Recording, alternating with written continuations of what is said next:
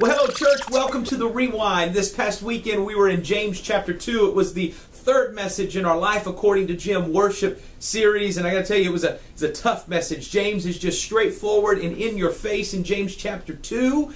He's talking about the character and the content of Christian community, what that looks like, the experience that you have, how you and I live that out in our lives of discipleship. We're going to rewind that message, answer some of your questions right now.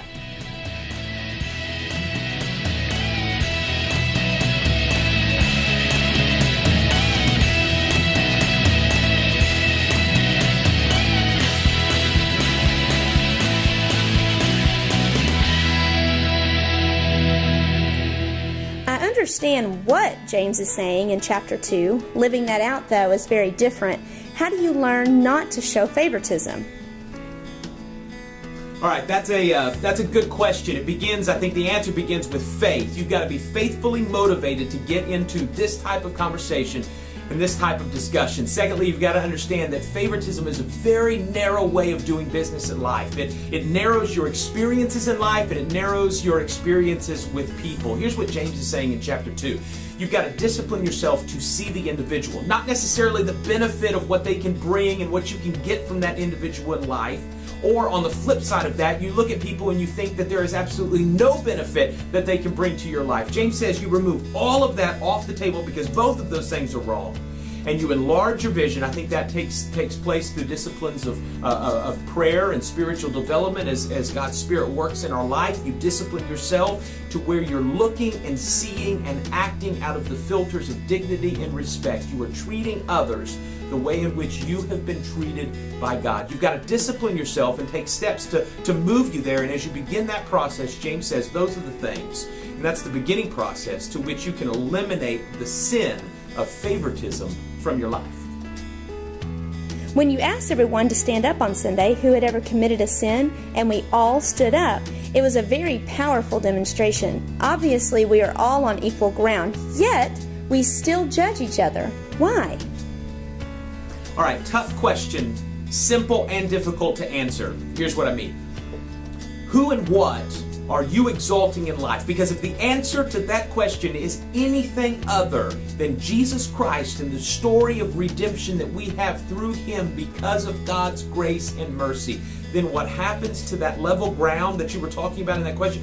We tend not to stand on it together. When we exalt other things or other people or ourselves and we move off of that level ground to another plane, that is where judgment and all the things that can spin off from judgment, that's where they begin to creep into our lives. What we've got to do is make sure that Christ and our story of redemption that we have in the mercy and the grace of God, we are always exalting that story in life and in worship. And when we stay on that level plane, just like in the first question, James says you begin to remove those sins from your life. But it's a discipline. It's a way of looking at life. It's understanding the story that we are living out and who and what are we exalting.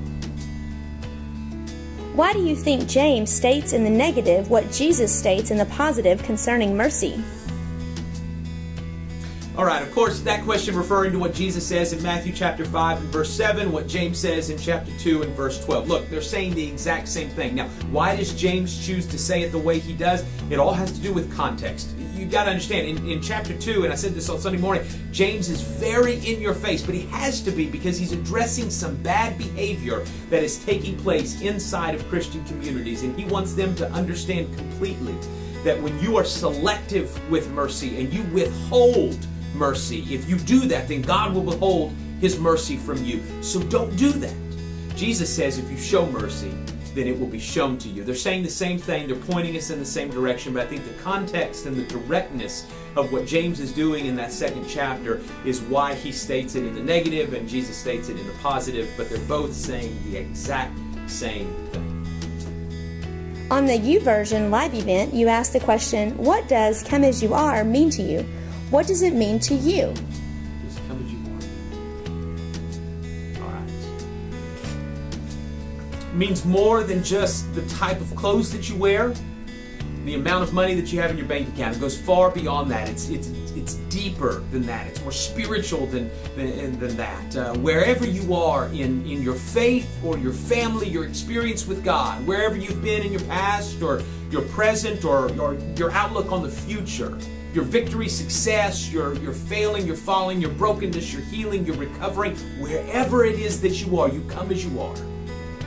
And what you'll discover here is that we'll treat you the way we want to be treated, the way we have been treated, the way Jesus has taught us to treat each other.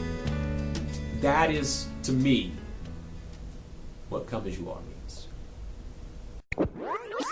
Well, all right, church, that's the rewind for this week. Remember, if you have a question that pops up for our message time together on Sunday, send it to me via email, and we will include it in the rewind like we've done the last couple of weeks. Until next time, be strong, be blessed, be encouraged, and we'll see you soon, church.